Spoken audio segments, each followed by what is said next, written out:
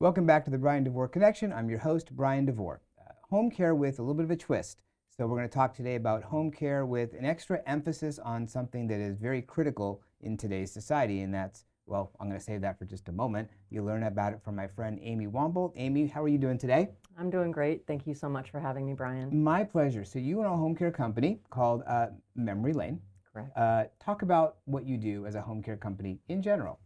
So, home care for me is very specific to dementia, and we are blessed to be able to go into the homes of people that have dementia and really help the family members get to be family members again. And we really strive to make their time left at home, more comfortable in the comfort of their own home. Got it. And that's huge. And because dementia is a growing issue, how did you decide that this is what you wanted to do for a living? So, kind of a long story, but back in 2020, we got a phone call from Idaho that my in-laws were walking to the store with gallon jugs thinking the pipes were frozen and nobody had paid any bills. And so I went up there and realized the severity of it and just decided to come home, take Family Medical Leave Act and go back, and then the world shut down with COVID. And then I realized the severity of both of their dementia. And so ended up moving them to California so I could continue their care, and nobody was going in home because of COVID. So I reached out to a couple of different companies to ask for help so that I could, get things in line. And they said that they had trained caregivers for dementia, and that really didn't seem like it was the case. So I just realized that there was a really strong need for real dementia caregivers. Mm-hmm. And so I started Memory Lane. And I absolutely love everything dementia. We are a just complete dementia company. We only take clients that have dementia because if you can do dementia care good, everything else will be great. Absolutely. And I train my caregivers specific to that. So you were probably drinking from a fire hose when you had the situation. I always kind of say, okay, mom fell and broke her hip, now what? That kind of thing. And you have that same situation with the dementia side, which is in many ways much more challenging than the physical ailment that someone might have. Now, caregivers typically are brought in for, if you don't have dementia, it's for the activities of daily living. So, bathing, feeding, etc. I'm assuming that your caregivers do that in addition to dementia type stuff. Absolutely. Yeah, we train actually, we are inspired by Teepa Snow, and we train our caregivers in the positive approach to care way. And dementia it's so encompassing. You really have to person first care. It's so important because you have to meet them in their reality because every moment for them can be challenging. Their mind is ever changing. So the person that you see one moment could be completely different in that, next 5 minutes. So dementia is so specific and there's so many different forms, and, just to meet them where they are and give them the compassion and, keep them independent as long as possible and give them the love that they deserve. So what kind of training do your caregivers get in addition to the normal caregiving training? So I train them with my mother-in-law first. She's my toughest client. She lives with me. And so she is the reason that I started my company. And her dementia she's really fearful. And so they get a week of training there first. And then we train with Relias.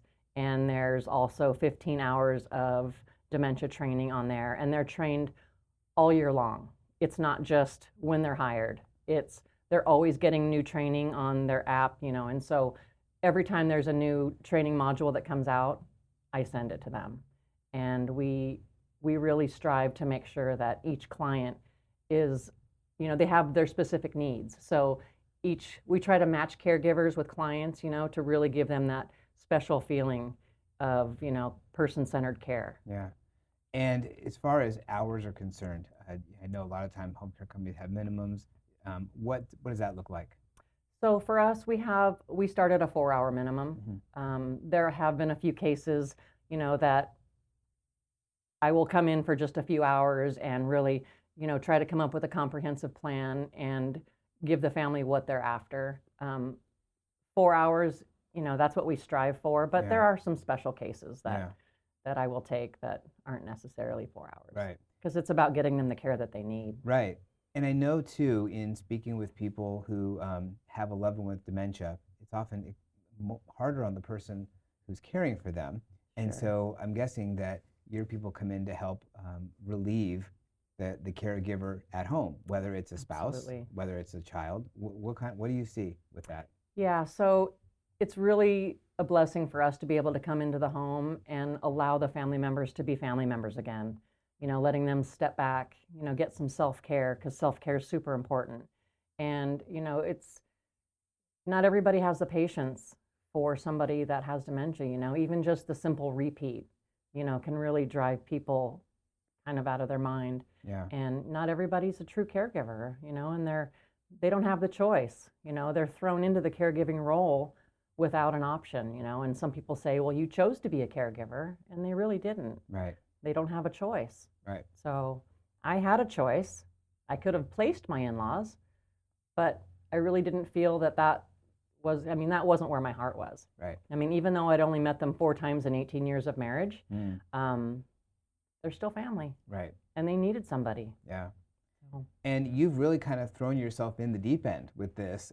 You're involved with the For Their Thoughts Foundation, which I'm involved with as well, which helps train people who have friends and family with dementia. They have the live experience where people can see what it's like to have dementia. And I've done that. It's amazing. It is extremely impactful for sure. And we were just recently together at serving meals. So you really have a passion for helping seniors, those with dementia, and just in general.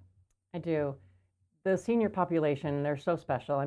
Just listening to their stories, it's so incredible that, they've come and gone through so much in their lifetime. And, I just really feel like the senior population, they give so much back to us in their stories, in, their appreciation, and they just deserve so much more. Yeah. And I can't get enough of them. Yeah, they're great. They really are. Some of my favorite things about working with the clients I work with are I get to hear about their stories and what they've done.